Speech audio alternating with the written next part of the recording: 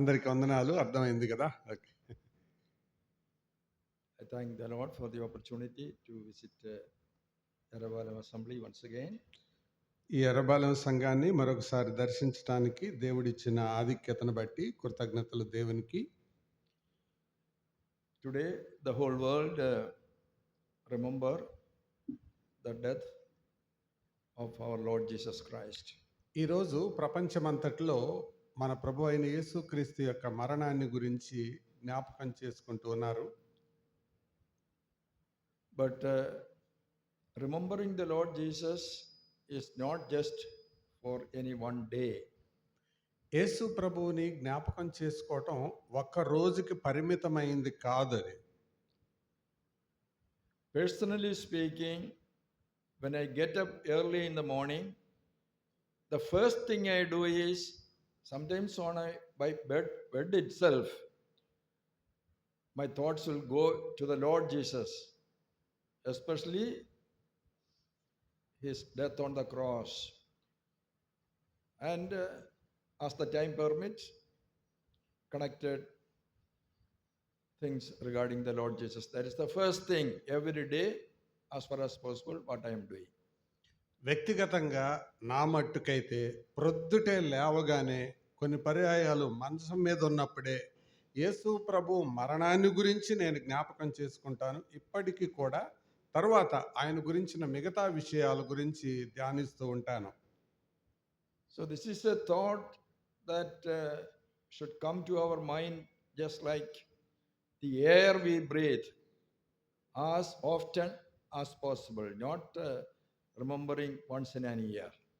సంవత్సరానికి ఒకసారి గుర్తు చేసుకునే కార్యక్రమం లాగా కాక మనం అనుదినం అనుక్షణం పీల్చుకునే శ్వాసలాగా ఆయన మరణం మనకి గుర్తుండిపోవాలి. So what I am telling is, don't be satisfied with a meeting like this on this Friday. Make it a practice to remember the Lord as often as possible. నేను చెప్పదలిచింది ఏంటంటే యేసు ప్రభు మరణాన్ని కేవలం సంవత్సరానికి ఒకసారి లేకపోతే అప్పుడప్పుడు ఇలా జ్ఞాపకం చేసుకోవడం కాదు, కానీ సాధ్యమైనంత ఎక్కువ సార్లు జ్ఞాపకం చేసుకోవడానికి ప్రయత్నించండి.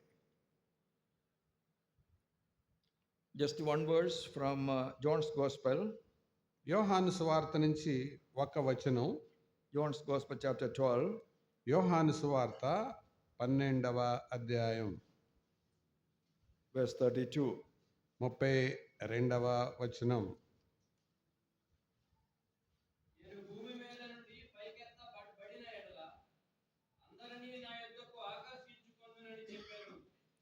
We know these are the words of our Lord Jesus Christ.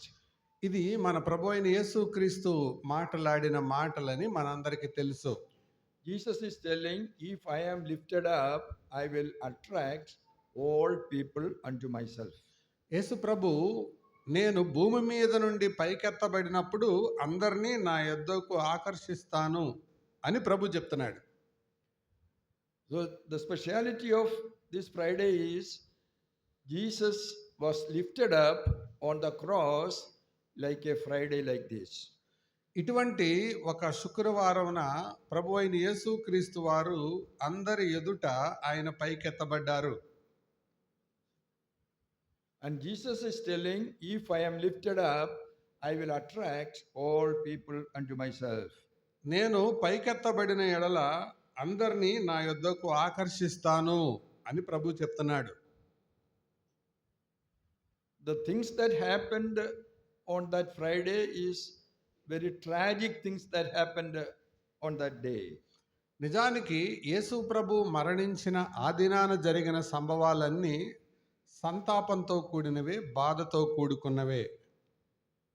But the whole world is calling that day Good Friday. కానీ అదేంటో లోకమంతా దాన్ని మంచి శుక్రవారం అంటూ ఉంది.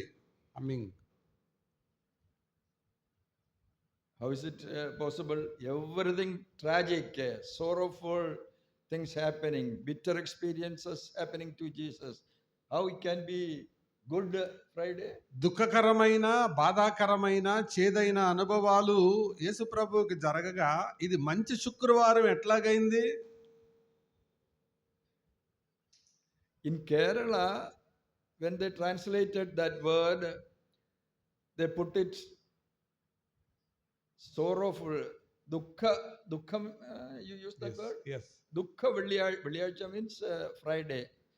So they call it Dukkha Velliyazha. That's a sad Friday. That's how they call it. కేరళలో అయితే ఈ గుడ్ ఫ్రైడేని దుఃఖ శుక్రవారం అంటారు. It means so that side only the tragic things that happened to Jesus on that day. అంటే వారు యేసు ప్రభువుకు జరిగిన ఆ విచారకరమైన విషయాలను ఆ కోణంలో చూశారు వాళ్ళు. But some people, they saw the consequences, what happened because of the death of Jesus. What happened, the consequences when they saw there is good in that. కానీ కొంతమంది ప్రజలు ఆ దుఃఖము వెనక వచ్చిన పర్యవసానాలను ప్రతిఫలాలను చూశారు. That is why they put it the name Good Friday. అందుకే వారు మంచి శుక్రవారం అని పేరు పెట్టారు దానికి. That is what we are going to see little bit, how the tragic things that happened to Jesus, how it is the good for all humanity. యేసు ప్రభువుకు సంభవించిన ఆ సంతాపకరమైన సన్నివేశాలు ప్రపంచానికి మంచిగా శుభంగా ఎలా మారినాయో ఈ ఉదయం మనం చూడబోతున్నాం. The whole story of Jesus, at least from the Passover, he celebrated with his disciples. You just bring to your mind, try to bring to your mind. యేసు ప్రభువారు జీవించి ఉన్న దినాలలో శిష్యులతో కూడా కలిసి ఆయన చేసిన ఆ పస్కా పండుగను ఒకసారి మనసులోకి తెచ్చుకుందాం. He established the table, the new command, the Lord Jesus, to remember the body and the blood of Jesus. He gave a new command to them in that upper room.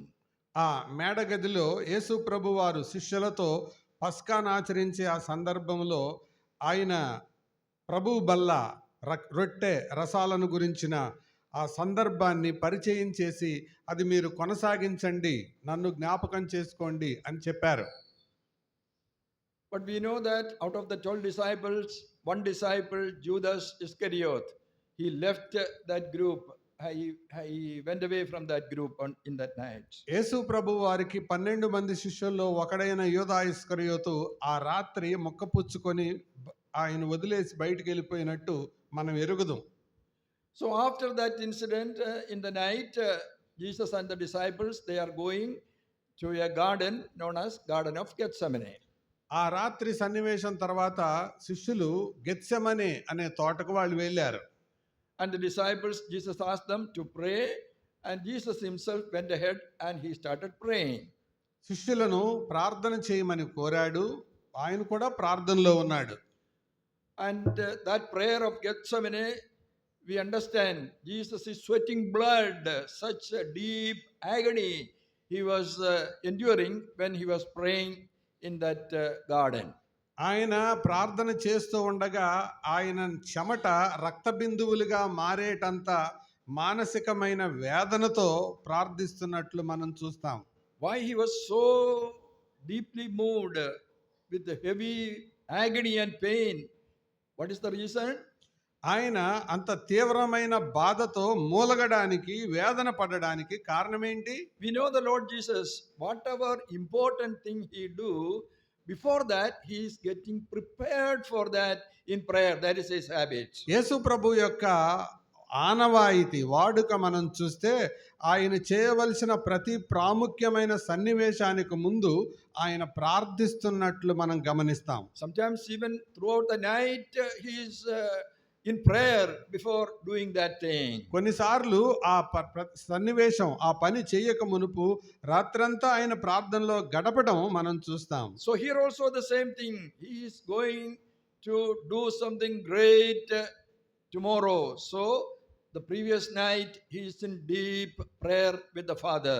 రేపటి దినం ఆయన ఒక ప్రాముఖ్యమైన పని చేయబోతున్నాడు కాబట్టి దానికి ముందు రోజు రాత్రి ఆయన ప్రార్థనలో సమయాన్ని గడిపాడు. What is he's going to do next day? తర్వాత దినం ఆయన ఏం చేయబోతున్నాడు? He is going to become the sacrifice of God. ఆయన దేవుని గొర్రె పిల్లగా బలి కాబోతున్నాడు. He is going to become the sin for the whole world. ప్రపంచం అందరి దృష్టిలో పాపముగా చేయబడబోతున్నాడు ఆయన. So this is something which very difficult for him to understand. ఇది ఆయన ఊహించడానికి చాలా కష్టమైన సంగతి. He is the sinless Lamb of God. He was born without sin. పాపము లేని దేవుని గొర్రెపిల్ల, పాపరహితుడైన ఆయన He did not commit any sin so far. ఇప్పటి వరకు పాపము చేయని వాడు. He came to this world for the solution of the sin of the world. లోకము యొక్క పాప నివారణ చేయడానికి భూలోకానికి దిగి వచ్చిన వాడు. Such a person who kept away from sin in all aspects, how he can become sin? ఆ మానవ పాపాన్ని తీసివేయడానికి భూలోకానికి వచ్చినప్పుడు ఆయన పాపంగా చేయబడడం ఏంటి అసలు? Very difficult to understand. అసలు అది ఊహకే అందని సంగతి. We cannot understand easily because we are sinful people. To become sin means for us it is nothing new. మనం పాపంలో పుట్టి పాపంలో పెరిగి పాపం చేశాం కాబట్టి పాపం అంటే మనకి సులభమే. But for Jesus it is not like that. So far he had no connection with sin at all. కానీ యేసు ప్రభు విషయం దానికి భిన్నం. అసలు పాపంతో ఆయనకి సంబంధమే లేదు. So when he thought about that, he started sweating and the blood coming through his veins and blood and sweat mixed together. He is sweating in the garden. ఈ ఆలోచన ఆయన మనసులోకి వచ్చినప్పుడు తట్టుకోలేక శరీరములో రక్తనాళాలు పగిలిపోయి చెమటతో కలిసి కారుతున్నాయి అన్నమాట. It is in this background as he is praying or after prayer, exact time we don't know, but that night, the next incident we find in the scripture is a group of people coming to the place where Jesus and the disciples are. ఇది ఆయన రాత్రి ఏ సమయంలో ప్రార్థన చేశాడో నిర్ణీతమైన సమయం మనం తెలుసుకోలేకపోయినా ఆ రాత్రి ఆయన ప్రార్థించాడు. ఈ ప్రార్థన అనంతరం కొంతమంది ఆయన పట్టుకోవడానికి వచ్చారు. And Judas, one of his disciples, he was in front of them. వారిని పట్టుకోవడానికి వచ్చిన వారికి నాయకుడు ఎవరంటే యేసు ప్రభు వారి శిష్యుల్లో ఒకడైన యూదా ఇస్కరియోతు. Last night he left from the upper room. He went to the religious leaders of the Jewish people. ఆ మేడగదిలో నుంచి మొక్క పుచ్చుకొని వెళ్ళిపోయి అక్కడున్న మత నాయకులతో కలిసిపోయాడు యూదా ఇస్కరియోతు. So what was his plan? అతని యొక్క ప్రణాళిక ఏంటి? To betray the Lord Jesus Christ to the enemies. యేసు ప్రభువుని శత్రువులకు అప్పగించడం. For how many pieces of silver? ఎన్ని వెండి నాణేలకు? 30 pieces of silver. 30 వెండి నాణేలకు. So he bargained and took 30 pieces from the religious leaders and said, I will show you who is to be caught. 30 వెండి నాణేలను మత నాయకుల దగ్గర నుంచి పొందుకొని రండి, ఆయన మీరు ఎవరిని వెతుకుతున్నారో ఆయన్ని మీకు చూపిస్తాను అని బేరం ఆడుకొని వచ్చాడు. So he is there in the front. Some of the priests, religious leaders are there, and there is for the temple of Jerusalem there are security guards. Some of the security guards are there, and a mob, a group of people are there.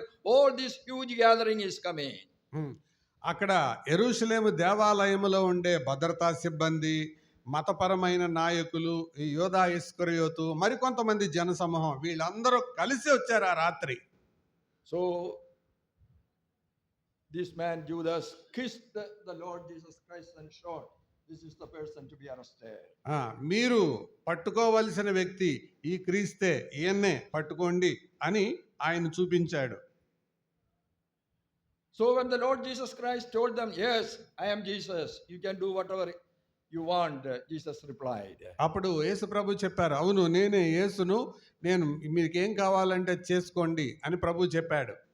And we read immediately the people who came to arrest Jesus, they fell down.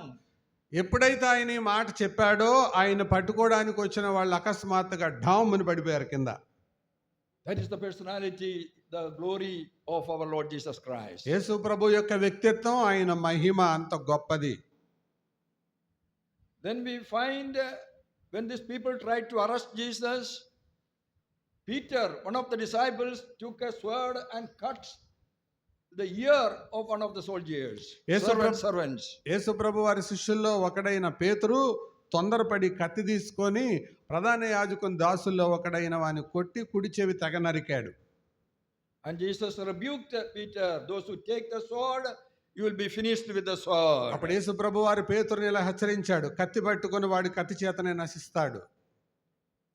And Jesus healed the cut ear of that servant. ఆ తెగిపోయిన చెవిని, దాసుని చెవిని ప్రభు వారు తిరిగి బాగు చేశాడు అతికించి. So Jesus himself permitted them to arrest him. Whatever they want to do, let them do that. Jesus is fully prepared. యేసు ప్రభు వారు ఆయనే తనకు తాను అనుమతించుకున్నాడు, వాళ్ళు ఏం చేయాలంటే అది చేయడానికి అప్పగించుకోవడానికి. So they arrested Jesus Christ. అప్పుడు వారు యేసు ప్రభు వారిని అరెస్ట్ చేశారు. This may be Thursday night around 11:30, somewhere 11, 11:30, 12, somewhere that period.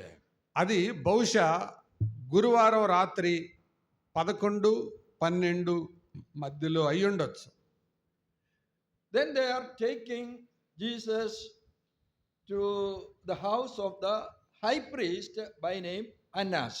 అక్కడి నుంచి యేసు ప్రభువుని తీసుకొని అన్నా అనే ప్రధాన యాజకుడి ఇంటికి తీసుకెళ్లారు. Anna is the high priest. We read about two high priests in the Bible. బైబిల్లో ఇద్దరు ప్రధాన యాజకుల గురించి మనం చదువుతాం. One is Annas. ఒకరు అన్నా, Who is the other one? మరొకరెవరు? Caiaphas. కయప. Some people got the doubts, why two high priests at a time? కొంతమందికి అనుమానం వస్తుంది, ఇద్దరు ప్రధాన యాజకులు ఎట్లున్నారు అని. As per the law given by God to Israel, only one high priest at a time throughout his life, he will be the high priest. దేవుని ధర్మశాస్త్ర ప్రకారం ఒక ప్రధాన యాజకుడు తన జీవిత కాలం అంతా ఒకడే ప్రధాన యాజకుడిగా ఉండాలి. Then how there can be two high priests? అలాంటప్పుడు ఇద్దరు ప్రధాన యాజకులు ఎట్లొచ్చారు? So we have to understand little bit about the history, what happened during that time. దీన్ని అర్థం చేసుకోవాలంటే కొంత చరిత్ర మనకు అర్థం అవ్వాలి. Initially only one high priest, only after his death the next high priest will be appointed, but in between corruption entered into these religious systems. నిజానికి ఒక ప్రధాన యాజకుడు బ్రతికొండగా మరొకరు రావటానికి వీల్లేదు. ఈయన చచ్చిపోయాక మరొకరిని నియమించాలి. ఇది నియమమై ఉండగా ఆ దేవాలయ ఆచారాల్లోనికి అక్రమం, అన్యాయం ప్రవేశించింది. Slowly political powers started influencing religion. క్రమక్రమంగా రాజకీయ బలం ఈ మతపరమైన దాన్ని ప్రభావితం చేయడం మొదలుపెట్టింది. There was one political leader there by name Herod. అక్కడ రాజకీయ నాయకుడిగా ఉండే హేరోదు అనే ఒక వ్యక్తి ఉన్నాడు, రాజు. He is a very corrupt man. అతడు బహు అన్యాయస్తుడు. He rebuilt the temple of Jerusalem, spending lot of money. చాలా డబ్బులు ఖర్చు పెట్టి యెరూషలేము దేవాలయాన్ని పునర్నిర్మించాడు. So he wanted to get back that money from the religious people themselves. కాబట్టి ఈ డబ్బులన్నీ కూడా అక్కడుండే మతంలో నుంచి వాళ్ళ దగ్గర నుంచి వసూలు చేయాలనుకున్నాడు. That is what the politicians, they spend money first, then they will get the money back from the leaders. రాజకీయ నాయకులంటేనే అది కదా, ముందు డబ్బులు వాళ్ళు ఖర్చు పెడతారు, తర్వాత జనాలతో ఖర్చు పెట్టిస్తారు. So he made a plan to auction the high priesthood to people who pay more money. కాబట్టి ఆ డబ్బు ఖర్చు పెట్టించే దాంట్లో భాగంగా ఆయన ఒక వేలం పాట వేశాడు ప్రజల ముందు ప్రధాన యాజకుడి గురించి. So the position appointed by God is no more there. It is auction. Who pay more money will become the high priest. That became the practice there. కాబట్టి దేవుడు నియమించిన పద్ధతి స్థానంలో ఈ రాజకీయపరమైన పద్ధతి వచ్చింది. ప్రధాన యాజకుడి యొక్క పనికి వేలం పాట పెట్టి ఆ ఉద్యోగం కొరకు నియమించారన్నమాట. So this Annas is the one appointed as per the religious law of Israel. ఇశ్రాయేలీయులకున్న ధర్మశాస్త్రానుసారంగా నియమించబడిన వాడేమో అన్నా అనే ప్రధాన యాజకుడు. But Caiaphas is the one appointed because of political influence by paying more money. రాజకీయపరమైన ఒత్తిడితో, డబ్బు మదంతో ఆ ప్రధాన యాజకుడుగా నియమించబడిన వాడు కయప అన్నమాట. I hope it is clear for you how two high priests at a time. ఒకేసారి ఇద్దరు ప్రధాన యాజకులు ఎందుకుంటారో మీకు అర్థమైందని నేను అనుకుంటున్నాను. So first he was taken to Annas. మొదటిగా అన్న దగ్గర తీసుకెళ్లారు. He is the elderly person. He is the father-in-law also of Caiaphas. ఆయన పెద్దవాడు, ఆ కయపాకు మామ కూడా. So he questioned Jesus Christ and he wanted to prove that Jesus Christ is guilty. ఆయన ప్రశ్నలు అడిగి యేసు ప్రభువుని నేరస్తుడిగా రూఢిపరచాలని అనుకున్నాడు. Why these religious people are so much against Jesus Christ? యేసు ప్రభుకి ఈ మతవాదులందరూ ఎందుకు వ్యతిరేకులయ్యారు? But we know what happened the previous week. Jesus entered into the temple. He threw away all the business people and these business people, they were making lot of money through these business people there, and they were thrown out. Means the money that should go to the religious leaders, they are losing that money. క్రితం వారంలో దేవాలయాన్ని శుద్ధి చేసేటప్పుడు ఆయన బాగు చేసి ఆ డబ్బులంతా చిందరవందరగా పడేశాడు కదా. వీళ్ళకి రావాల్సిన డబ్బులన్నీ వెళ్ళిపోయినాయి. And Jesus is healing people, doing miracle, and people are following Jesus Christ. ఈ మతాన్ని వదిలేసి యేసు ప్రభు చేస్తున్న అద్భుతాలను బట్టి చాలా మంది ప్రజలు యేసు ప్రభు వెంటబడి వెళ్ళిపోతున్నారు. So these religious leaders are afraid the people will leave us. They will not come to the temple. They will follow this man Jesus. ఇక మమ్మల్ని వదిలేసి, మతాన్ని వదిలేసి యేసు ప్రభు వెంటే పడతారని మత నాయకులు భయపడ్డారు. That is why they wanted to destroy, they wanted to kill Jesus Christ. అందుకనే యేసు ప్రభువుని చంపాలి అనే ఆలోచన వారిలోకి వచ్చింది. And they brought so many accusations against Jesus Christ. యేసు ప్రభుకి విరోధంగా చాలా ఆరోపణలు, నిందలు వారు పట్టుకొచ్చారు. Some witness, false witness came and said, this man said he will destroy the temple of God and build it in 3 days' time. వారు తెచ్చిన అలాంటి నిందల్లో ఒకటి ఏంటంటే, ఈ మనిషి ఈ దేవాలయాన్ని పడగొట్టి 3 రోజుల్లో కడతానని చెప్పాడు అనేది ఒకటి. For them the temple in Jerusalem is more valuable than their own life, so they value it so much than their own life. If somebody do anything harm to the temple, they will not easily forget and forgive. They want to take action. యెరూషలేము దేవాలయం అంటే వాళ్ళకి ప్రాణం. దానికోసం వాళ్ళు ఏమైనా పెట్టడానికి ఇష్టపడతారు. అలాంటిది దేవాలయానికి వ్యతిరేకంగా యేసు ప్రభు మాట్లాడాడని వాళ్ళ కోపం వచ్చింది. And some other witness came and said, this man is proclaiming himself to be God. మరొకళ్ళు వచ్చి ఏమంటున్నారంటే, ఈ మనిషి తానే దేవుణ్ణి అని చెప్పుకుంటున్నారు అని చెప్తున్నారు. So these are all twisting the words that Jesus Christ said. వాళ్ళందరూ యేసు ప్రభు చెప్పిన దానికే మెలికబెట్టి మాట్లాడుతున్నారు. So some questioning took place before this Annas. అందుకని ఈ పరిస్థితి అన్నా ముందు పెట్టారు వాళ్ళు. And after some time, the next high priest is Caiaphas. From Annas' place, he was sent to Caiaphas. కాబట్టి అన్నా దగ్గర పరిష్కారం అవ్వలేదు. ఇక తర్వాత కైపా దగ్గరికి పంపించారు. And by this time, 1 or 2 hours passed. ఇప్పటికి 1-2 గంటలు అయిపోయింది. Maybe around 2 o'clock, 3 o'clock in the night. బహుశా మధ్యరాత్రి గడిచిపోయాక 2 లేక 3 అయి ఉండొచ్చు. So by this time, the news spread here and there, and some of the Sanhedrin, their high council is there, 71 members. From them, some of them heard this news and came to Caiaphas' house. ఈ లోపల ఈ వార్త అంతా కొంతమందికి చేరింది. ఈ లోపట Sanhedrin అనే సభలో ఉండే సుమారు 70 మంది సభ్యులు వాళ్ళకు కూడా ఈ విషయం తెలిసి ఈ కయపా ఇంటికి చేరొచ్చారు ఆళ్ళు గూడా. And there also they raised some question against Jesus Christ. వాళ్ళు యేసు ప్రభువుకి వ్యతిరేకంగా వారు కొన్ని మంది నేరారోపణలు చేశారు. They first Anna, second Caiaphas. మొదటిసారి అన్న, తర్వాత కయప. వింటున్నారు కదా జాగ్రత్తగా? ఆ.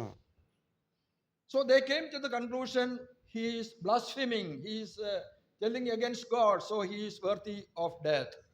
వారు దేవదూషణ చేశాడు అని నేరం మోపుతున్నారు ఆయన మీద. కాబట్టి ఇటు వాడు మరణశిక్ష పొందాలి అని వాళ్ళు చెబుతున్నారు.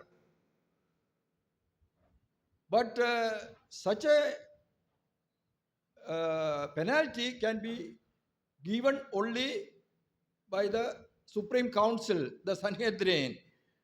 Only one or two people, even though the high priest is there, he alone cannot condemn somebody to death. The council should gather. ఎవరికైనా మరణశిక్ష విధించాలంటే కేవలం ఒకళ్ళిద్దరి వల్ల కాదు, వాళ్ళ దగ్గర ఉండే సన్హెద్రిన్ అనే సభ అంతా ఆమోదించాలి దాన్ని. So they waited for the daybreak, maybe 2-3 hours they waited until the daybreak. అందుకని తెల్లవారి ఉదయం అయ్యేదాకా ఎదురు చూశారు వాళ్ళు. By the time the notice was given, as many Sanhedrin members gathered as possible. కాబట్టి ఆ తెల్లవారికి సన్హెద్రిన్ సభ సభ్యులందరూ వచ్చారు. So again the same questions and answers. The Sanhedrin also came to the conclusion that he is to be killed. He is blaspheming. ఆ Sanhedrin సభ వారు కూడా ప్రశ్నలు వేశారు, దానికి జవాబులు మాట్లాడుకున్నారు. ఇదంతా జరిగింది, సంభాషణ అయిపోయిన తర్వాత వాళ్ళు కూడా అదే నిర్ణయానికి వచ్చారు, ఈయన దేవదోషం చేశాడని. But the thing is, this is only namesake. They cannot conduct such a trial of Jesus like this. ఇది ఏదో నామకార్థంగా కేసు జరిగించిన మీటింగే గాని వాస్తవానికి జరిగించిన కాదు. As per their law, these sort of gatherings cannot be done in the night. ధర్మశాస్త్ర ప్రకారం ఇటువంటి తీర్పులు ఏవైనా రాత్రి సమయాల్లో ఇవ్వకూడదు. So they broke that rule. They are conducting this sort of trial in the night. That is illegal. రాత్రిపూట ఇటువంటి న్యాయపరమైన అంశాలను తీర్పుల ద్వారా చెప్పటం ద్వారా వారు ఆ చట్టాన్ని, ధర్మశాస్త్రాన్ని ఉల్లంఘించారు. And as per the law, if a criminal is brought, there is the right to bring some advocate, some legal help he deserves, he is to be given. మరి చట్టం ఏం చెబుతుంది? ఎవరైనా తప్పు చేసినప్పుడు, నేరం చేసినప్పుడు అతని పక్షంగా వాదించే ఒక లాయర్, ఒక ఉత్తరవాది ఉండాలి. But that also broke. They did not give the support any lawyer to Jesus. అక్కడ కూడా వాళ్ళు ధర్మశాస్త్రాన్ని ఉల్లంఘించారు. యేసు ప్రభువుకు వాదించుకోవడానికి ఎవ్వరిని మరొకరి వైపు ఇవ్వలేదు. Another law says if somebody is convicted for death, there should be minimum 1 day gap between the conviction day and the day of execution. ఒకవేళ ఎవరికైనా మరణశిక్ష గనక విధించబడితే తీర్పు బయటకు ప్రకటించిన రోజుకి మరణశిక్ష అమలు చేసే రోజుకి కనీసం 1 రోజు వ్యవధి ఉండాలి. There is time for the judge to think about what he declared. So some time should be given to him to rethink about the whole thing. That is why 1 day gap should be given. అది ఆ న్యాయాధిపతి అతనికి 1 రోజు సమయం ఇవ్వాలి. ఆ కేసుని మరొకసారి పూర్వపరాలన్నీ విచారించి ఈ మరణశిక్ష అమలు చేయొచ్చో చేయకూడదో అని నిర్ధారించుకోవడానికి. But that law also they broke. They are condemning him and declaring death penalty the same day itself without any break. అది కూడా వాళ్ళు ఉల్లంఘించి మరణశిక్ష విధించిన ఆ రోజే ఆయనకు అమలు చేయాలనేది వాళ్ళు నిర్ణయించుకున్నారు. So many rules, their own rules, they are breaking in the case of Jesus Christ. యేసు ప్రభు విషయంలో వాళ్ళకున్న నియమాలే వాళ్ళే ఉల్లంఘించేశారు.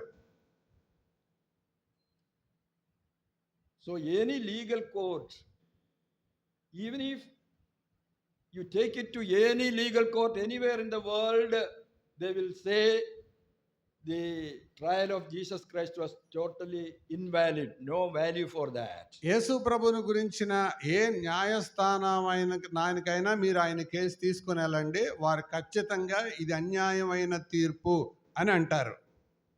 So he was undergoing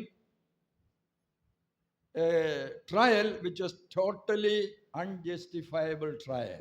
ఆయన నిందారోపణ చేయదగిన దానికి ఏం ఆధారాలు లేకుండానే ఆయన శిక్ష అనుభవించాడు. So far 3 places Jesus is standing. ఇప్పటి వరకు 3 స్థలాల్లో ఆయన నిలబడ్డాడు. We can say that is the religious trial of Jesus. ఇది యేసు ప్రభువు పొందిన మతపరమైన బాధ, మతపరమైన శిక్ష. Which are the 3 places? 3 స్థలాలు ఏమేంటి చెప్పండి? Number 1, Annas. Number 2, Caiapha. Number 3, Sanhedrin. ఈ 3 స్థలాల్లో Sanhedrin is the final religious authority. Sanhedrin అనేది చివరిగా మతపరమైన సాధికారత కలిగిన సంస్థ. So that happened, the trial happened somewhere in the morning, early morning, maybe 7 o'clock, 8 o'clock, somewhere at that time. ఉదయం బహుశా 7-8 వాళ్ళందరూ కూడుకొని తీర్పులు చెబుతుంటారు. The problem is, though the Sanhedrin found Jesus is guilty of punishment by death, they have no authority to put somebody to death. యేసు ప్రభు వారు ఆయన మరణానికి తగిన నేరం ఏదైనా చేశారని వాళ్ళు రుజువు చేసిన మరణశిక్ష వాళ్ళు అమలు చేయకూడదు సన్హెద్రిన్ సభ వారు. Because politically they are not the masters, the bosses. There are the Roman authorities ruling Israel at that time. ఆ సమయంలో ఇశ్రాయేలును పరిపాలించే రోమా అధికారులు ఉన్నారు. We know what was happening during British rule in India. So the top authority, the British people, Indians cannot take decisions on very important matters. ఈ British వాళ్ళు ఇండియాను పరిపాలించేటప్పుడు ఇలాంటి ఉన్నతమైన ఆలోచనల కోసం, తీర్పుల కోసం పైగా అందరికంటే పైగా ఉన్న బ్రిటిష్ వాళ్ళకి ఆ విషయం తెలియజేయాలి. The same situation there. The Romans people were ruling the country at that time, so the matter is to be taken to the Roman authorities. అక్కడ రోమీయులు పరిపాలిస్తున్నారు కాబట్టి విషయాన్ని వాళ్ళకి తెలియజెప్పాలి. So the important leaders of Sanhedrin, they are going to Pilate. He is the Roman governor in Jerusalem at that time. రోమాకి తెలియజేయాలి కాబట్టి ఆ సమయంలో రోమా ప్రతినిధిగా గవర్నర్గా ఉన్నటువంటి పిలాతు దగ్గరికి కేసు తీసుకొని వెళ్ళారు. And they raised some complaints against Jesus. వారు యేసు ప్రభుకి వ్యతిరేకంగా కొన్ని నేరాలు ఆరోపించేశారు. After hearing this, Pilate asked them, is it not your religious matter? ఇవన్నీ విని పిలాతు అడిగాడు, అరే ఇవన్నీ మీ మతపరమైన అంశాలు కదా. I am not interested in interfering in your religious matters. You take your religious court and you settle the matter. ఇవన్నీ కూడా వీటిల్లో నేనేం తలకాయ పెట్టను, జోక్యం చేసుకొని మీరే చూసుకోండి అన్నాడు. But the religious leaders told, sir, not like that. Not only he got religious crimes against him, not only that, he got political crimes also against him. అయ్యా అట్లా అనబాకండి, ఆయన కేవలం మతపరమైన కార్యక్రమాలే తిరుగుబాటే చేయలా, రాజకీయ పరమైన తిరుగుబాటు కూడా చేశాడు ఆయన. What is that? ఏంటది? He is forbidding people to pay tax to the Roman government. రోమా ప్రభుత్వానికి పన్నులు కట్టడానికి ఈయన అడ్డం పడుతున్నాడు. And also they complained, he is claiming that he is the king of the Jewish people. మరొకది ఏంటంటే ఈయన యూదులకు తానే రాజు అని చెప్పుకుంటున్నాడు. See, great crime before Romans. ఇది రోమా ప్రభుత్వం ఎదుట గొప్ప నేరాలు. The tax is to be given. That is why they conquered the countries. They want money from the local people. If somebody forbid to pay tax, it is a great crime.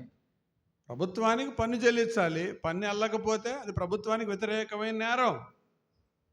And also, if he claimed to be a king, that is against the Roman emperor. He is doing a great crime. That is also serious crime. రోమా ప్రభుత్వానికి వ్యతిరేకంగా ఆ ప్రముఖమైన వ్యక్తికి, నాయకునికి వ్యతిరేకంగా మాట్లాడటం కూడా భయంకరమైన నేరం. And also, the Jewish people said, from Galilee onwards, this man is teaching these things in the whole land of Israel. గలిలయ ప్రాంతం నుంచి వచ్చిన ఈయన ఈ విషయాలన్నీ ఇశ్రాయేలీల మధ్య చెబుతున్నాడు అని విన్నాడు. So Pilate heard the word Galilee. ఎప్పుడైతే గలిలయ అన్న పదాన్ని పిలాతు విన్నాడో he got some idea. ఆయనకు ఒక ఐడియా వచ్చింది. So this man belonged to Galilee. ఈయన గలిలయకి చెందినవాడు కదా. To understand that, you have to understand the geography of Israel. ఇది అర్థం అవ్వాలంటే ఇశ్రాయేలు యొక్క భౌగోళిక చరిత్ర మనకు కొద్దిగా తెలియాలి. Before the division of Andhra, United Andhra was divided into three parts: Telangana, Rayalaseema, Coastal Andhra. ఇదివరకు ఆంధ్రప్రదేశ్ ఉన్నప్పుడు 3 భాగాలుగా విభజించబడింది: తెలంగాణ, రాయలసీమ, కోస్తా. In those days, Israel was divided into three parts. ఆ రోజుల్లో ఇశ్రాయేలు కూడా 3 భాగాలుగా విభజించబడింది. The northern part is known as Galilee, ఉత్తర భాగం గలిలయ, and to the south is Samaria, దక్షిణ భాగం సమరయ, and the most southern part is Judea. బాగా దక్షిణ భాగం యోదయ. So if you have an idea of geography in your mind, easy to understand the Bible.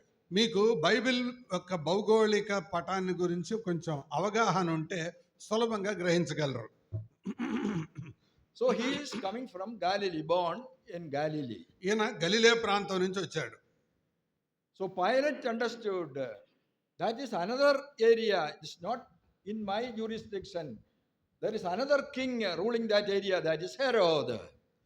గలిలయ ప్రాంతానికి చెందినవాడు కాబట్టి అది నా పరిధిలోకి రాదు, దాన్ని పరిపాలించే రాజు మరొకడు ఉన్నాడు, ఆయన హేరోదు. In Passover time, Herod is already in the city of Jerusalem. పస్కా పండుగ సమయంలో హేరోదు కూడా యెరూషలేం పట్టణానికి వచ్చాడు. Because he is the custodian for the temple of Jerusalem. ఎందుకంటే యెరూషలేము దేవాలయానికి అతడు బాధ్యత వహించేవాడు. So this is the Passover period. Important decisions to be taken. Law and order question will be there. So to supervise these things, Herod is in Jerusalem. న్యాయపరమైన అంశాలు తలెత్తుతాయి కాబట్టి యెరూషలేములో ఉండి అక్కడ ఏమీ నేరాలు జరగకుండా చూసుకోవలసిన బాధ్యత హేరోదుది. So Pilate decided, let me wash my hand. I will send him to Herod. Let him take decision. అందుకే పిలాతు అనుకున్నాడు, నేను నా పని ముగించుకుంటాను, హేరోదు మీదకు తోసేద్దాం అని case అటునెట్టాడు. So Herod examined him, tried to find any fault in him, but Herod also could not find any fault in Jesus. ఇదంతా యేసుప్రభుని విచారించిన తర్వాత ఏదైనా పట్టుకుందాం, నేరం దొరుకుతుందేమో అని హేరోదు అనుకున్నాడు, కానీ హేరోదుకు కూడా ఏ నేరమో కనపడలా. Herod asked some questions. He also understood Jesus did not do anything worthy of punishment. యేసు ప్రభు ఆయన అడిగిన ప్రశ్నల్లో ఆయన మరణానికి తగింది నేరం ఏదీ లేదు ఆయనలో. So again Herod is sending him back to Pilate. మళ్ళీ హేరోదు ఏం చేశాడు, ఏం కనపడలేదని మళ్ళీ పిలాతు దగ్గరికి నెట్టాడు. So how many places? ఇప్పుడు దాకా ఎన్ని స్థలాలు అయినాయి చెప్పండి? Three places we have seen religious court. 3 religious courts. మతపరమైన స్థలాలు 3. Now it is political court. ఇప్పుడు రాజకీయపరమైనవి. How many places? ఎన్ని? Number 1. మళ్ళీ మొదటిదిగా పిలాతు, Pilate, number 1. ఆ, Number 2, రెండోది హేరోదు, Herod. Number మూడోది 3. మళ్ళీ పిలాతు. Yeah. So 3 religious courts and 3 political courts. కాబట్టి 3 మతపరమైన స్థలాలు, 3 రాజకీయపరమైన స్థలాలు. I hope so far you understood. ఇంతవరకు అర్థమైందా? Okay. So by this time, Friday, almost 12 o'clock, 1 o'clock, maybe that range of time. బహుశా మధ్యరాత్రి 12 ఆ టైం అయి ఉంటుంది. So Pilate understood this Jesus cannot be set free. These Jewish people will not allow him to go free. పిలాతు అనుకున్నాడు, ఈయన అసలు యూదులు ఈయన వదిలిపెట్టేలాగా లేరు. So Pilate is ordering the soldiers to punish him by beating severely.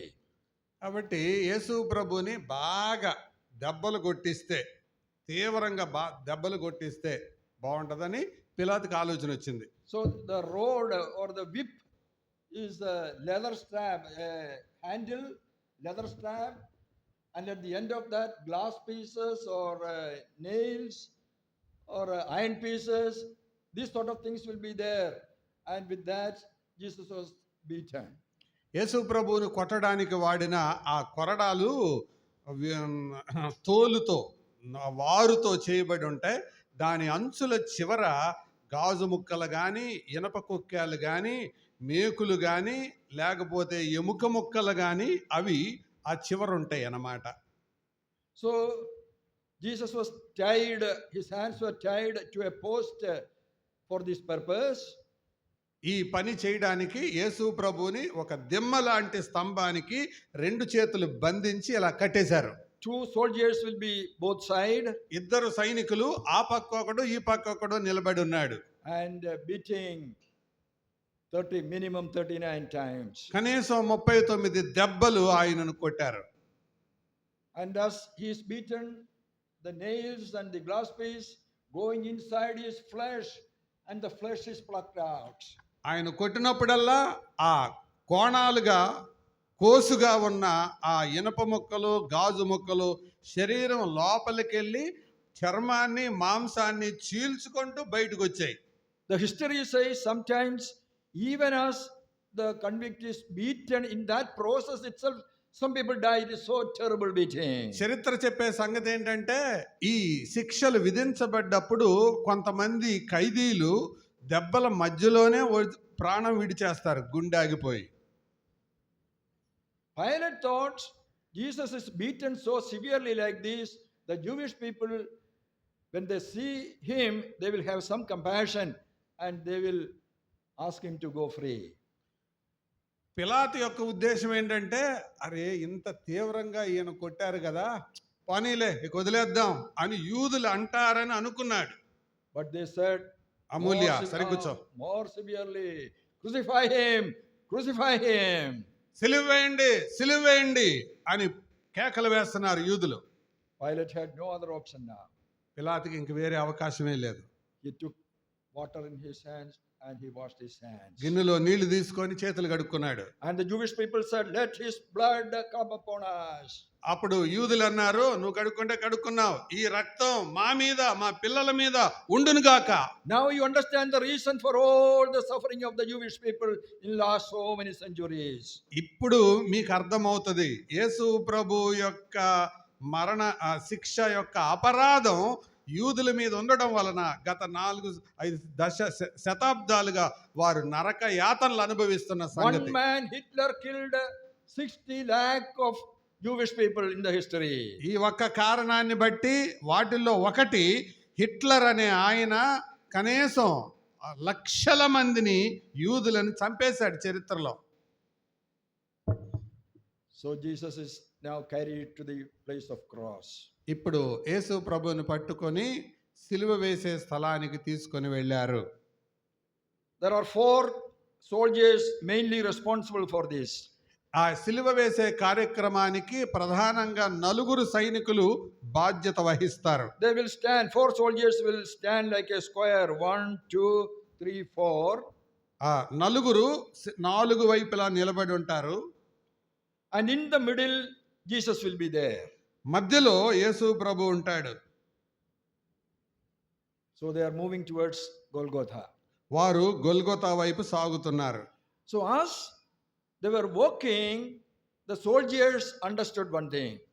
వాళ్ళు నడుస్తూ ఉండగా సైనికులకు ఓ సంగతి అర్థమైంది.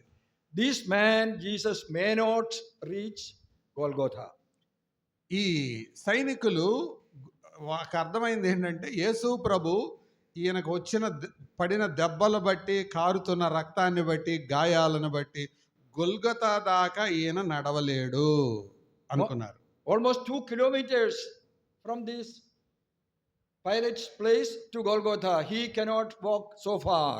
పిలాతు ఇంటి దగ్గర నుంచి గొల్గొతాకి 2 కిలోమీటర్లు ఉంటది. ఈ గాయాలతో ఆయన నడవలేడు, మధ్యలోనే పడిపోతాడు అని అనుకున్నారు వాళ్ళు సైనికులు. So if he fall down and die, it is a great crime upon the soldiers.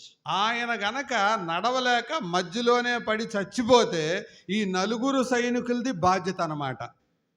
Because they are in their custody, like a criminal in police custody. If somebody die in police custody, who is responsible? ఆ పోలీసుకి ఒక నేరస్తుడిని అప్పగించినప్పుడు వారి కస్టడీలో నేరస్తుడు చనిపోతే బాధ్యత వాళ్ళదే కదా.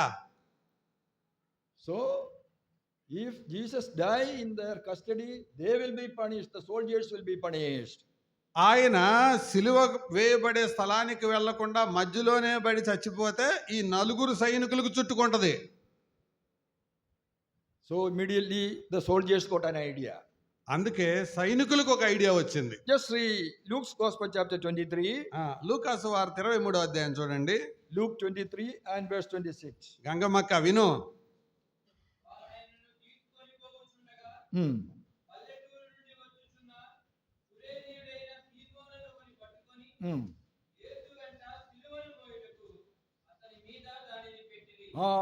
Have you seen? ఇక్కడ చూసారా, అర్థమైందా? It is not because of their love towards Jesus, the soldiers bring this Simon. యేసు ప్రభు మీద ఉన్న ప్రేమతో కాదు ఆ సీమోన్ అనే వాడిని పిలిచింది. If Jesus die in the middle, the soldiers will be punished. So they are bringing a man by name Simon. కాబట్టి సిలువ మోయలేక ఆయన మధ్యలోనే పడి ప్రాణం వదిలేస్తే ఈ నలుగురు సైనికులకు చుట్టుకుంటది. కాబట్టి బలంగా ఉండే ఒక మనిషి కోసం వెతుకుతుండగా ఈ సీమోన్ అనేవాడు దొరికాడు. So Simon, a man from Africa, Cyrene is in Africa, an African is carrying the cross of Jesus now. Africa ఖండం నుంచి ఈ పండగ కొరకు వచ్చిన ఈ సీమోను అనే వాడిని పట్టుకున్నారు. So that was a turning point in the life of this man. అది ఆ సిలువను మోసిన ఈ వృత్తాంతం ఈ వ్యక్తి జీవితంలో ఒక మంచి మలుపైంది. So far we were thinking about the tragedy of the cross of Jesus. ఇప్పటి వరకు యేసు ప్రభు జీవితంలో సిలువలో ఉన్నటువంటి దుఃఖకరమైన భాగాన్ని మనం చూసాం. Now we are going to see the good side of the cross. ఇప్పుడు ఆ సిలువలో ఉన్న మేలికరమైన భాగాన్ని మనం చూద్దాం. Day of tragedy, how it became Good Friday. ఆ దుఃఖకరమైనది సంతోషకరమైనదిగా ఎలా మారింది? So Simon is carrying the cross. సీమోను ఆ కురేనీయుడైన సీమోన్ అనే ఆయన సిలువ మోస్తూ ఉన్నాడు. So it means he's very close to Jesus, watching everything that is happening. యేసు ప్రభువుకు దగ్గరగా ఉండి జరిగే సన్నివేశాలన్నీ చూస్తూ ఉన్నాడు. He understood something. This man is not like any other man. ఈ మనిషి అందరికి లాంటి ఆయన కాదు. When somebody is crucified, they are abusing other people, scolding others, all bad words, they will curse others. That is what they do. సహజంగా ఎవరినైనా సిలువ శిక్ష కొరకు తీసుకొని వెళ్తుండగా ఆ కొట్టే వాళ్ళని తిడుతూ ఉంటారు, దూషిస్తూ ఉంటారు, బూతులు తిడుతూ ఉంటారు. But here is a man who is praying for the forgiveness of those who torment him. కానీ ఈ మనిషి ఏంటి విచిత్రంగా ఆ శిక్షించే వాళ్ళ కోసం ఆయన ప్రార్థన చేస్తున్నాడు, వాళ్ళ బాగోగులు చూస్తున్నాడు. Father, forgive them, for they do not know what they are doing. తండ్రి వీరేమి చేయుచున్నారో వీరు ఎరుగరు, వీరిని క్షమించు అని అంటాడేంటి? Is he an ordinary man? ఈయన మామూలు మనిషా కాదు కదా, In my life, I never saw somebody like this. ఇటువంటి వాడిని నేను ఎప్పుడు చూడలేదు నా జీవిత కాలంలో. Again, Jesus is telling something. యేసు ప్రభు మళ్ళా చెప్తున్నాడు, Today you will be with me in paradise. నేడే నీవు నాతో కూడా పరదేశంలో ఉంటావు. He is telling to the thief crucified next to him. తన పక్షంగా తన పక్కనే వేలాడుతున్న దొంగతో ఆయన ఈ మాట చెప్తున్నాడు. So he understood who is this man. ఎవరి మనిషి? Today you will be with me in paradise. ఈ రోజు నువ్వు నాతో కూడా పరదేశంలో ఉంటావు అని చెప్తున్నాడు. So this man understood this man is not from this world. ఆయన కాబట్టి ఈ లోకానికి చెందినవాడు He కాదు. is coming from a different world, paradise. ఆయన మరొక స్థలం నుంచి వచ్చిన వాడు, అదే పరదైసు. He is able to forgive the sins of others. ఆయన ఇతరుల పాపాలు క్షమించడానికి సమర్థుడు. He is able to take others also to paradise. ఇతరులను పరలోకానికి పరదేశుకు తీర్చుకొని వెళ్ళడానికి సమర్థుడు. Oh, the spiritual eyes of this man opened. ఈ మనిషి యొక్క ఆధ్యాత్మిక నేత్రాలు తెరుచుకున్నాయి. Jesus is not an ordinary person. Jesus is not an ordinary person. యేసు ప్రభు సామాన్యమైన వ్యక్తి కాదు. The one who came from a different world. మరొక లోకం నుంచి ఈ లోకానికి వచ్చిన వ్యక్తి. He who is able to forgive the sins of others. ఇతరుల పాపాలు క్షమించడానికి సమర్థుడైన వ్యక్తి. Able to take others to heaven, paradise. వేరొక వాళ్ళని అంగీకరించిన వారిని పరదేశకు తీసుకుని వెళ్ళడానికి తగినవాడు. So most probably at this point he believed in the Lord Jesus. కాబట్టి ఈ విషయాన్ని బట్టి ఈ సిమియోను యేసు ప్రభుని It is అంగీకరించాడు. not written as it is, but from the circumstances we can understand this Simon believed in the Lord Jesus. ఇప్పుడు నేను చెప్పినట్టే అని రాయబడలేదు, కానీ ఈ పరిస్థితులన్నీ క్రోడీకరించి సారాన్ని గ్రహిస్తే మనకు అర్థమయ్యే సంగతి అయితే అదే. When we observe the future of this man, things will make more clear. ఈయన యొక్క భవిష్యత్తు గురించి కనుక మనం ఆలోచిస్తే మనకి ఇంకా స్పష్టంగా అర్థమవుతుంది. Simon believed in the Lord Jesus. ఈ సీమోను యేసు ప్రభునందు విశ్వాసం ఉంచాడు. He became a member of the church in Jerusalem. యెరూషలేము సంఘములో సభ్యుడయ్యాడు. But after some time persecution started. ఆ తర్వాత శ్రమలు ప్రారంభమయ్యాయి సంఘం మీదకు. Stephen and others were martyred. ఈ స్టెఫను మరికొంతమంది హతసాక్షులయ్యారు. The Christians started dispersing to different places. క్రైస్తవులైన వారు ఆయా స్థలాలకు చెదిరిపోవడం మొదలు పెట్టారు. And when we come to the book of Acts chapter 13, అప్పుడు అపోస్తల కార్యాలు 13వ అధ్యాయానికి మీరు వస్తే, just see Acts chapter 13, అపోస్తల కార్యాలు 13లో verse 1. మొదటి వచనం. Niger అనబడిన. Simeon. Did you notice that? గుర్తుపెట్టారా? So the నీగర్ అనబడిన Simeon. So the people, the believers in Jerusalem, some of them went to Antioch. కాబట్టి యెరూషలేములో ఉన్న విశ్వాసులైన వారు కొన్ని ప్రదేశాలకు చెదిరిపోయారు. వారు చెదిరిపోయిన స్థలాల్లో అంతియోకా కూడా ఉంది. So here we read a Niger means a Negro whose name is Simon. ఆ నీగర్ అంటే నీగ్రో అన్న పదం నుంచి వచ్చింది. ఆయన Simeon. So who is this Simon? ఈ సైమన్ ఎవరు? Simeon. Bible scholars believe it is the same Simon who carried the cross of Bible Jesus. పండితులు యేసు ప్రభువుతో సిలువ మోసిన ఈ సిమోనే అని అంటారని నమ్ముతారు. So he was a faithful believer. He was faithful in the church. He grew slowly. He became one of the elders in the church. అతడు నమ్మకమైన విశ్వాసిగా యేసు ప్రభునందు విశ్వాసం ఉంచాడు. నమ్మకమైన సంఘ సభ్యుడిగా ఉన్నాడు. తర్వాత నమ్మకమైన నాయకుడిగా సంఘములో ఎదిగాడు. See the blessing in this man's life. చూసారా ఆయన జీవితంలో ఎదుగుదల కాలక్రమంగా ఎలా జరిగిందో. An unimportant man, neglected man, just passing by the cross of Jesus, carried the cross. Now one of the senior elders in the church. ఈ మరువబడిన వ్యక్తి, లెక్కలో లేని వ్యక్తి, ఈ నల్లటి వ్యక్తి యేసు ప్రభువుతో కలిసి ఆయన యందు విశ్వాసం ఉంచి సిలువ మోసిన కారణాన్ని బట్టి సంఘములో ఒక బాధ్యత కలిగిన ఉన్నతమైన స్థానానికి ఎదిగాడు. Look at the other elders, very important people. Somebody from the royal family also was in that eldership. మిగతా వాళ్ళు ఆ నాయకుల్లో కొంతమందిని చూడండి, వారు రాజకుటుంబానికి చెందిన ఉన్నతమైన వాళ్ళు కూడా ఉన్నారు. So as per the Bible, if you are faithful, you can grow in the church, even to become an elder in the church. Bible సిద్ధాంతం ఏంటంటే మీరు నమ్మకమైన వారిగా ఉంటే సంఘములో ఉన్నతమైన వారిగా ఎదుగుతారు. Now what about the children of that man? మరి పిల్లల సంగతి ఏంటి? Now just see Mark's Gospel chapter 15. Mark సువార్త 15వ అధ్యాయం చూడండి. Mark 15 mark 15 verse 21. 21. Hmm. Hmm. Ah.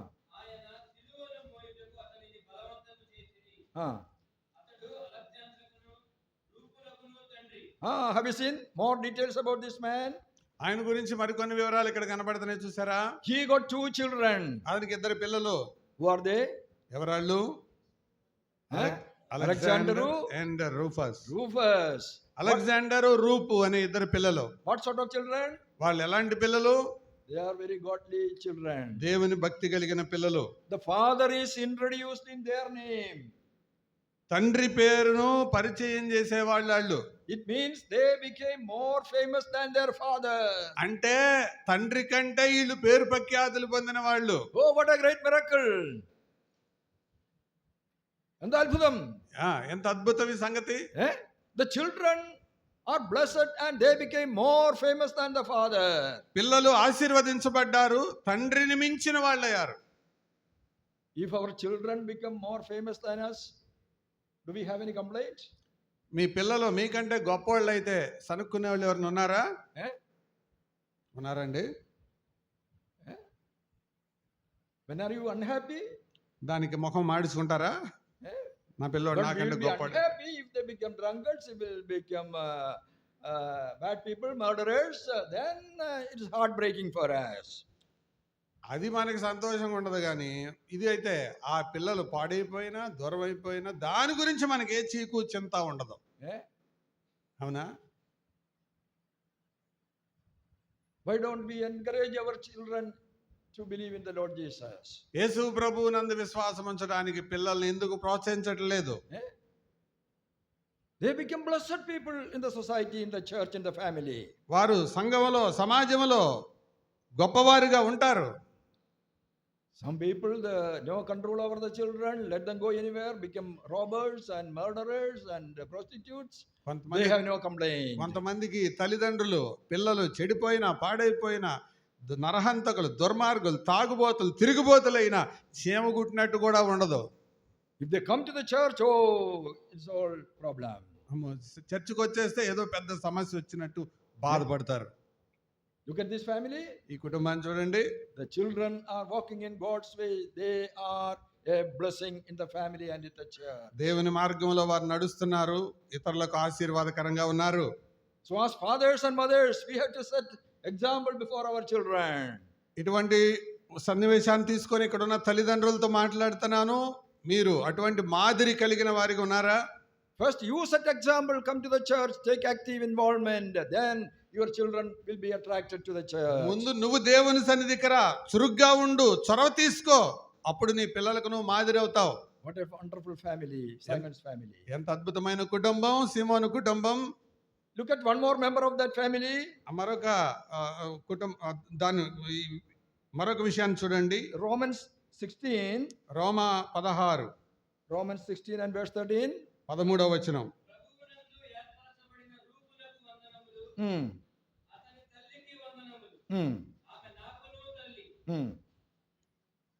What do you read here? ఏం చదువుతున్నాం మనం? రూఫునికి వందనం. వందనం. Who is this roof? ఎవరైనా రూపు ఎవరు? ఎవరు రూఫు? సిమోనుకు ఎవరు? సిమోనుకి 2 పిల్లలు. సీమోనికి 2 పిల్లలు కదా? ఎవరెవరు? Alexander, roof. Here one person's name is there. ఇక్కడ ఒకళ్ళ పేరు ఉంది, రూఫు. రూపు. So who is he? Whose son? ఎవరి కొడుకు ఆయన? సిమోన్ కొడుకు. సీమోన్ కొడుకు. సో రూఫు తల్లి, రూపు తల్లి. సిమోనుకి ఎవరు? సిమోను భార్య. రూపు తల్లి అంటే సీమోనుకు భార్య, అంతే కదా? What Paul is telling? పౌలు ఏమంటున్నాడు? ఆమె నాకు తల్లి. తల్లి. Why he is telling like that? ఎందుకు పౌలు ఇలాగంటున్నాడు? One is from Asia, one is from Africa. ఒకళ్ళు ఆసియా చెందిన వాళ్ళు, ఒకళ్ళు ఆఫ్రికా వాళ్ళు. How she became the mother of an Asian? Africa ఆవిడ ఆసియాలో ఆవిడికి తల్లి ఎట్టయింది? Eh? This is the spiritual relationship. అది ఆత్మీయ సంబంధం. Paul is visiting church to church, visiting various places. పౌలు ఆయా స్థలాలను సందర్శిస్తూ ఉన్నాడు పరిచర్యలో. And the local assembly is taking care of his needs. స్థానిక సంఘం వారి అవసరతలు చూస్తూ ఉంది. So when he visit Simon's assembly, Simon's family will take him into their home. ఆ సమయంలో సీమోను కుటుంబం పౌలును కూడా తీసుకొని వెళ్ళి ఉంటారు వాళ్ళ ఇంటికి. This is possible. It is possible. ఇది బహుశా జరిగి ఉండొచ్చు. So all the needs of Paul, who is taking care in that family, పౌలు యొక్క అవసరతలు చూడడం కొరకు ఎవరు జాగ్రత్తలు తీసుకున్నారు? వేడి నీళ్ళు కావాలంటే వేడి నీళ్ళు కావాలంటే మిస్సెస్ సైమన్. సీమోను భార్య. అన్నం కావాలంటే అన్నం కావాలంటే సీమోని భార్య. మంచి కూర కావాలంటే ఆఫ్టర్ ఈటింగ్ కూర వాట్ పోల్ ఈస్ థింకింగ్? కూర తర్వాత ఏమనుకుంటున్నాడు పౌలు? ఓ ఇది నా తల్లి చేసినట్లు చాలా రుచిగా ఉంది. ఈ కూర తిన్నాక అనుకుంటున్నాడు, నా అచ్చం మా అమ్మ చేసినట్టు ఉంది కూర. His heart is going to his mother. తల్లి గుర్తొచ్చింది అన్నమాట. Though my mother is not with me, not I am living with my mother, there are mothers wherever I go. నాకు తల్లి లేకపోయినా, తల్లితో నేను లేకపోయినా, నేను వెళ్ళిన చోటల్లా తల్లి లాంటి వాళ్ళు ఉన్నారు. వారిలో ఒక తీమె. Oh, what a comfort for a servant of God. ఒక దేవుని సేవకుడికి ఎంత గొప్ప ఆదరణ అండి అది. The servants of God usually go alone, lonely. They are going here and there. దేవుని సేవకులు ఒంటరిగా ఆయా స్థలాలకు వెళ్తూ ఉంటారు. But there are some mothers, there are some fathers, there are some brothers like this family. ఈ కుటుంబం లాగా ఉండేవాళ్ళు కొంతమంది తండ్రులు, కొంతమంది తల్లులు, కొంతమంది సహోదరులు ఉంటారు. Now you understand how that day Jesus was lifted up became a good Friday. ఇప్పుడు మీకు అర్థమైందా? యేసు ప్రభు ఎత్తబడిన ఆ సమయం మంచి శుక్రవారం ఎలాగైందో అర్థమవుతుందా? For the world, for those who see outside, it is a very bitter day, tragic day. That man died. No more the trouble of this man. That is what the world said. But you ask Simon, what about that Friday? What is your opinion? ప్రపంచాన్ని అడగండి, వాళ్ళు ఏమంటారు? అయ్యో పాపం, ఎంత విచారం అండి, ఇన్ని దెబ్బలు, ఇంత మరణం, అయ్యో అయ్యో నుంచి చూచో అంటారు. కానీ సీమోన్ని అడగండి, ఆయన ఏం చెప్తాడు? What about this day for you? So ఈ రోజు నీకేంటి? Is it just some information that Jesus died, or really spiritually has it become a good day in your life? ఈరోజు యేసు ప్రభు చనిపోయాడు అనేది నీకు ఒక సమాచారమా, లేకపోతే నీ జీవిత అనుభవమా? So many churches people are going and praying. I also came here to pray. Is that only, or a personal relationship with Jesus? Your life is changed like Simon's. ఏదో యేసు ప్రభు ఈరోజు చనిపోయాడు అంటే నేను కూడా వెళ్తాను, తలగా దండం పెట్టుకుంటాను, ఇది చేసుకుంటాను, అమ్మ ఇక అయిపోయింది అంతేనా? లేకపోతే అది నీకు వ్యక్తిగతమైన అనుభవం ద్వారా సంబంధం ఏర్పడిందా? Jesus is not like any other leaders of the world. ఇతర నాయకులు లాంటి, ప్రపంచ నాయకులు లాంటి వ్యక్తి కాదు యేసు ప్రభు. He was lifted up in the middle of the earth, that is the land of Palestine. పాలస్తీనా దేశములో భూమికి పైగా ఆయన ఎత్తబడ్డాడు, వేలాడదీయబడ్డాడు. So that all people from anywhere in the world can look up and get saved. ఎందుకు అంత ఉన్నతమైన స్థలములో ఆయన ఎత్తబడ్డాడంటే ప్రపంచమంతా ఆయన వైపు చూడాలి. Oh Lord Jesus, you died for me on the cross of Calvary. ఓ ప్రభువా యేసు, నీవు నా కొరకు ఆ కల్వరి శిలువలో చనిపోయావు. Only you can forgive my sins. నీవు మాత్రమే నా పాపాలు క్షమించగలవు. Only you can usher me, take me into paradise. నువ్వు మాత్రమే నాకు నిశ్చయత, నిరీక్షణ ఇవ్వగలవు, పరలోకానికి తీసుకుని వెళ్ళగలవు. Please come into my heart and change my life. నా జీవితంలోనికి రా, నా జీవితాన్ని మార్చు. Who will make that prayer tonight, this afternoon? ఈ మధ్యాహ్నం ఎవరు ఆ ప్రార్థన చేయగలరు? Then a good Friday in your life also. అప్పుడు నీ జీవితంలో అది మంచి శుక్రవారం. May the Lord add his blessings upon the word spoken. మాట్లాడబడిన ఈ వచనాలపై ప్రభు తన యొక్క ప్రభావ మహిమలను ఉంచునుగాక. ప్రార్థన చేద్దాం. తల వంచండి. ప్రార్థన. ఈ గుడ్ ఫ్రైడే నీకు నిజంగా గుడ్ ఫ్రైడేనా లేదా గుడ్డి ఫ్రైడేనా? ఇది మంచిదా లేదా అన్ని శుక్రవారాలు ఇది ఒక వారమా? లోకమంతా దాన్ని దుఃఖకరమైనదిగా చూస్తుండగా సిమియోను శుభకరమైనదిగా ఏ రీతిగా మార్చుకున్నాడో మనం విన్నాం. ప్రార్థన చేద్దాం. మనందరి పక్షంగా ఇద్దరు, అన్వేష్, రమేష్, వాళ్ళిద్దరు ప్రార్థిస్తారు. తర్వాత మనం కూడికను ముగించుకుందాం.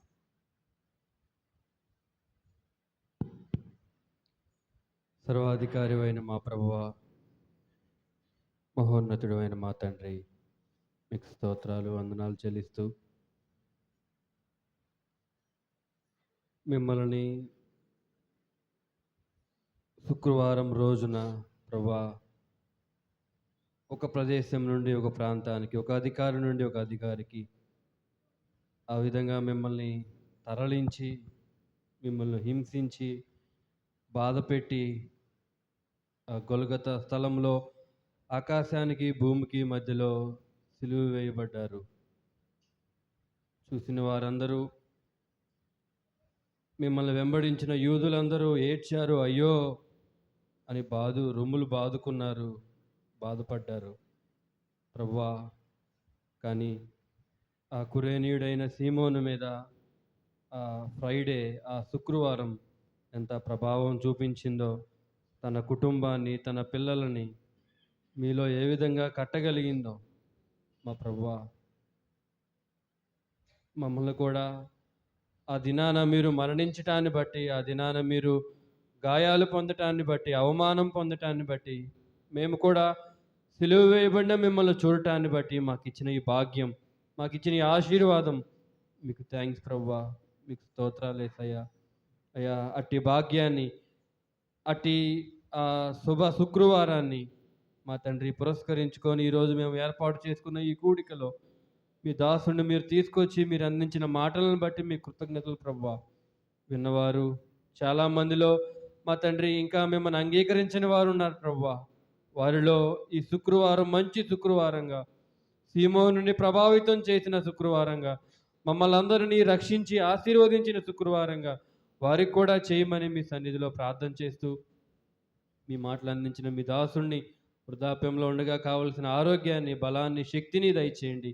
కుటుంబాన్ని, పరిచర్యను మీరు ఆశీర్వదించమని కోరుతూ ప్రభువా, ఎందరైతే అట్టి తీర్మానం మరి ఈ వాక్యం ద్వారా విని తీసుకున్నారో ప్రభువా, మిమ్మల్ని అంగీకరించాలని మనసులో ఆశపడ్డారో వారందరిలో మీ ఆత్మకార్యాన్ని జరిగించమని కోరుతూ ప్రభువా, నమ్మి విశ్వాసం ఉంచిన మేము కురేనీయుడైన సీమోను కుటుంబము వలె ఒక ప్రయోజనకరమైన బిడ్డలుగా, కుటుంబాలుగా మీ సన్నిధిలో మేము కట్టబడినట్లుగా మమ్మల్ని బలపరచమని కోరుతూ మా ప్రభువును, మా విమోచకుడైనటువంటి యేసుక్రీస్తు వారి ప్రశస్తమైన నామంలో స్తోత్రాలు చెల్లించి ప్రార్థన చేసి విశ్వాసంతో వేడుకుంటున్నాం తండ్రి. ఆమేన్. దయగల తండ్రి, ప్రేమగల ప్రభువా, గొప్ప దేవ, మహిమగల రాజా, నిత్యుడగు తండ్రి, సమాధానాధిపతి, నీకు స్తోత్రాలు, స్తుతులు చెల్లిస్తున్నాం. సమస్తమును నోటి మాట ద్వారా సృష్టించిన సృష్టికర్త అయిన దేవుడివి, అందరి హృదయాలను ఎరిగినటువంటి గొప్ప దేవుడివి తండ్రి. మీరు మమ్మల్ని ప్రేమించారు, రక్షించారు, కాపాడారు. మీకు స్తోత్రాలు. ఇదిగో తండ్రి, ఈ గుడ్ ఫ్రైడే సందర్భంగా మీరు మాతో మాట్లాడారు. మీకు స్తోత్రాలు. ఇది మమ్మల్ని రక్షించటానికి, మమ్మల్ని ఈ శాప భారములను విడిపించటానికి, ఈ పాప బంధకాల నుంచి తొలగించడానికి, పరలోకానికి వారసులుగా చేయడానికి తండ్రి, మాలో రక్షణ కార్యం నింపడానికి మీరు చేసినటువంటి ఈ గొప్ప కార్యాన్ని మేము తలపోసుకుంటున్నాం. మీకు స్తోత్రాలు. ఇది ఒక విధముగా మిమ్మల్ని ఆలోచింప చేయడానికి మాకు ఇది దుఃఖకరమైనదే, కానీ మీరు ఈ గొప్ప కార్యము ద్వారా మాకు రక్షణనిచ్చారు, తండ్రి అని పిలవడానికి అవకాశం ఇచ్చారు. మీలో మేము ఏకమయ్యేలాగున మీరు చేసినటువంటి ఈ గొప్ప కార్యాన్ని బట్టి ఇది మాకు శుభ శుక్రవారంగా మారిందని తండ్రి, ఈ శుభ శుక్రవారాన్ని సీమోను కుటుంబము ఏ విధంగా మలుచుకుందో ఆ విధంగా మలుచుకుని నీలో ఏకమై జీవించాలని మీరు చేసినటువంటి గొప్ప కార్యాన్ని తలపోసుకుంటుండగా మీరు దీవించి ఆశీర్వదించమని వేడుకుంటున్నాం. తండ్రి, ఇది ఈ లోక మానవాళి కొరకు మీరు చేసిన త్యాగమని, ఇది మాకు అర్థం కాదు, కానీ ఇది మీ యొక్క గొప్ప త్యాగమని గుర్తెరిగి మీరు చేసినటువంటి ఈ పనిలో మేము నైనా మే పాపములను విడిచిపెట్టి మమ్మల్ని రక్షించిన ఆ గొప్ప కార్యాన్ని మేము తలపోసుకుంటూ ముందుకు సాగడానికి మీరు ఇచ్చినటువంటి ఈ భాగ్యాలను బట్టి మీకు స్తోత్రాలు చెల్లిస్తున్నాం.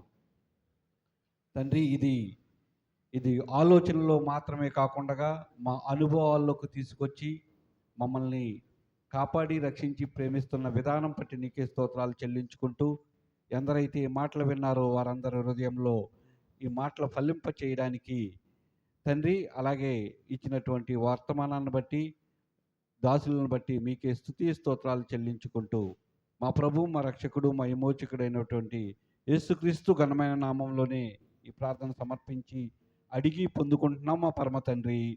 ఆమేన్.